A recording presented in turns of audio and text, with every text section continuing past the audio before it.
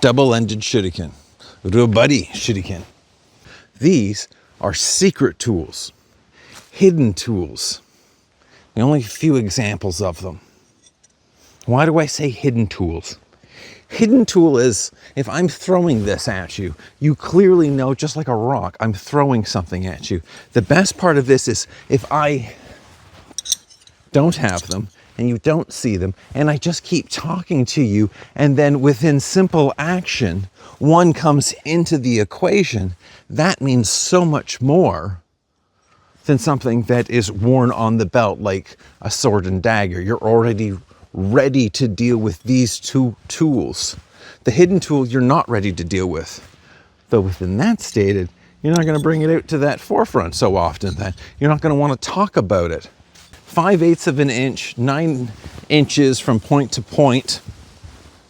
Originally, I made these because I wanted a double-ended throwing knife, which meant I didn't have to keep counting which distance I'm in as I step back or step forward. As long as I know I'm at my distance, the rotations are going to match. But with all of that said, I'd much rather keep them. Not just because I made them and I know the time it takes to put into creating something like this. I think like all things, yes, it can be thrown, but I don't really want to throw it. Because if I throw it, either I've got to go get it back and some damage is going to be done to it, specifically these, because that's a high carbon steel. This was heat treated in such a way that it's able to take a tremendous amount of abuse and still stay functioning. Though when it comes to types of shuriken, there's only a few. There's bow shuriken, sha shuriken, and then like specialized shuriken. Usually those ones you're lighting on fire. This is the first. This is considered a bow shuriken. And as a bow shuriken, it's sharp on both sides. So as a something bladed that is thrown, it's considered the robari because it's double-ended. But, because there's always a caveat there, it's because of its size. If this was like 1/4 of an inch or like less than half of this size, you could consider this a needle type shuriken just because of its size, because of how it's going to, one, used to attack. And I guess what kind of wounds it's going to inflict? Because needle type, close range. You can throw it, but it's not going to have a whole lot of weight. This, of course you can do close range, but like a needle type, it's like the hat pins that the ladies had to get cut down at whatever time period that was. It's nasty because of how small it is. This one's nasty because of how large it is. So sure, they can be thrown, but as hand to hand, I like this for the idea that you are going to throw it, because you're definitely not going to thrust from this position because of such a pointy end. But if in such a way that now it's just past that pointy end and you're definitely seen with the pointy ends, now that you're waiting for the attacks to come in and patient. Of course you can go forward, but why not? Let them use their energy for you to, I guess, insert your point. So for handling them, now this is my favorite, but yeah, it also makes the most sense. I want to say that because it makes the most sense, because that's nonsense. It makes the most sense because I'm holding them in a way that I can deliver force. Anything like that for thrusting, that makes no sense. But having that differential, this is the psychological. Of course, you see it coming. That's what you see. But switch it up just slightly. And now you're just holding Boshiken really from a distance. You're just as much easy to attack as you were a moment ago. But if that attack comes in, whether you want to make a little point or a much larger one, the deceptive part.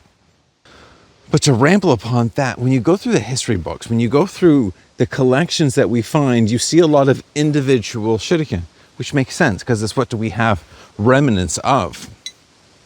Doesn't really tell us on how many they would have been carried, how many each individual would want to carry, then what they would do with them. I guess I'm making that as the blacksmith for something that I want to throw repeatedly and just rely on the numbers. I want something that I can replicate in the numbers. And a simple bow shuriken with just one sharp point is so much easier to It's easier to manufacture, faster to manufacture. Yeah, I would not mind anyone throwing as many of those as they want in like a battle type situation. Something like this, no, get some rocks. So moving past it just a weapon, because when I originally made this, I wanted this solely as a throwing tool. And it is a throwing tool, just not solely. There's a thing called a thing. It is by no means a thing, but my simplistic brain calls it that because it's a Vajrayana.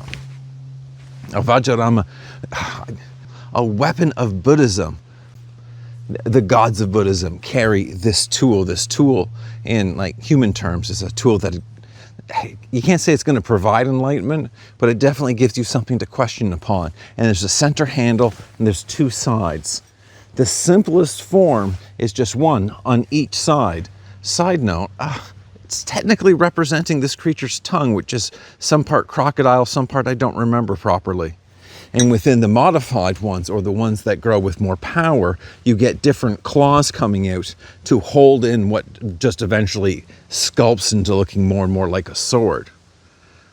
Now, this is a tool of, if there's going to be a tool of humanity, this is one. This goes back centuries and centuries.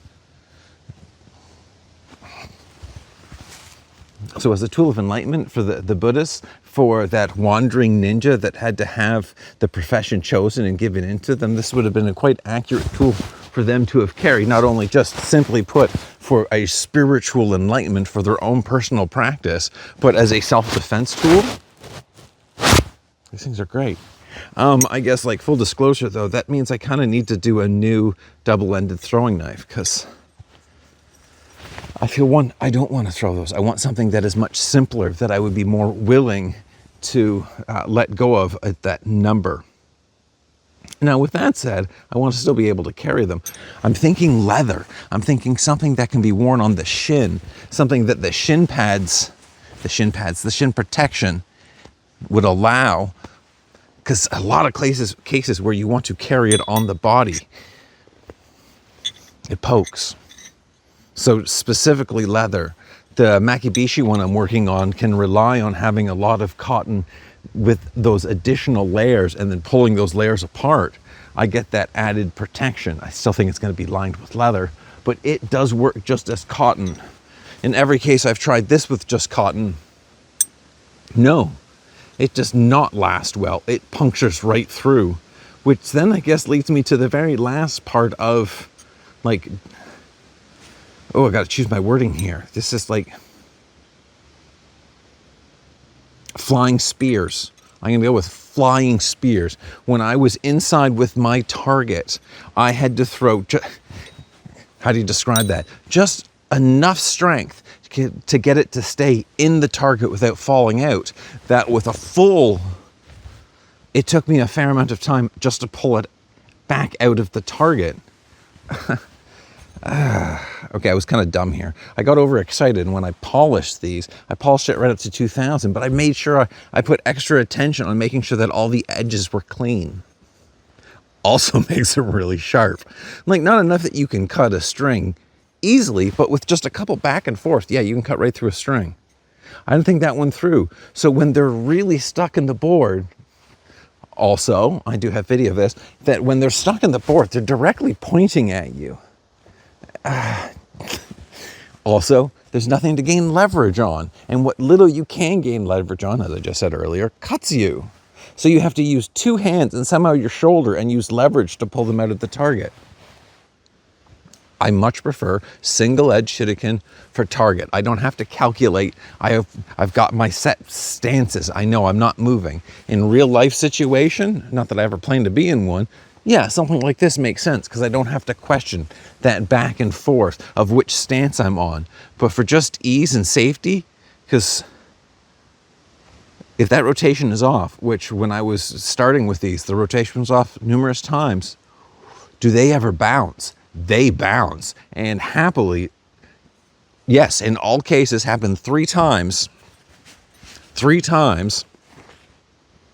They stuck in. One of them was to the polishing board, which kind of made me a little sad, but happy they didn't keep bouncing. Which, leads me, I have to forge cheaper ones, something more needle-like, something easier to manufacture. That the Makibishi, that's 2 hours of just forging, but you can throw a whole bunch of them. If you know where someone's going for, to go for feet with something like this, if you're hitting someone with feet, that's going right through a foot. I think full power, there's no question in my mind, that's going through a foot. And if left there or planted there to step on, that's going through a foot. I just make that statement because it's a possibility. It's 2 hours alone of just polishing. No, that's just nonsense. That's what Makibishi are for. It's just a possibility because they're just such a simple tool that I still don't know how to carry. I really like throwing.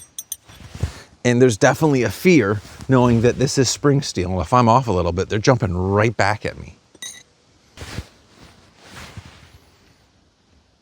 Okay, now I'm just rambling to myself and playing with the fact that if they were smaller, so Kuki Shindenru has a type of school shuriken that is a needle type, and it's a fun balance. They go 3/4 of the way back, and then this side doesn't go sharp. It goes to a blunt end.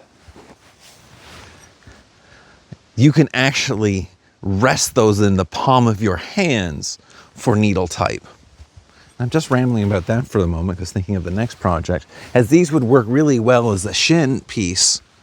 It'd be a little oversized for forearm, but the Kuki Shinden style shuriken would totally work for forearm protectors that you could then just slowly use at your disposal. I'm not saying you'd want to throw those away either, but you could throw them and it'd be a lot, I wouldn't be as taxing to my soul seeing little 1/4-inch pieces of great steel leave. Okay, so I'm getting back to work. I haven't even made it out of the woods yet. Cases. I keep going back and forth of how do I make a case that will support them, not poke myself, but allow myself ability to withdraw them easily. And I was thinking about it all wrong. I kept wanting to make a case for it, but I feel now I need to make a case for something quite recognizable and then hide them in that case. As long as I can retrieve them and they're not stabbing me, the user, I think I've got something there. Because every other idea, I think it seems stupid. Something about that size and that center balance that makes them just slightly awkward. I love them, but they're slightly awkward. Okay, I'm gonna go do my practice now.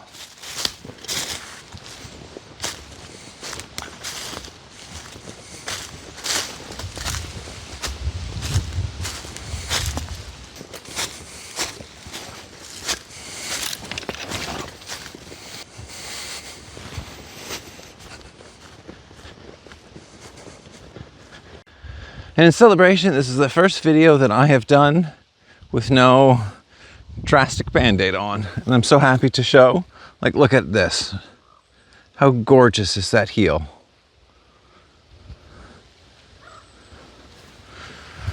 Not that I'm planning to do anything else stupid, but you never know.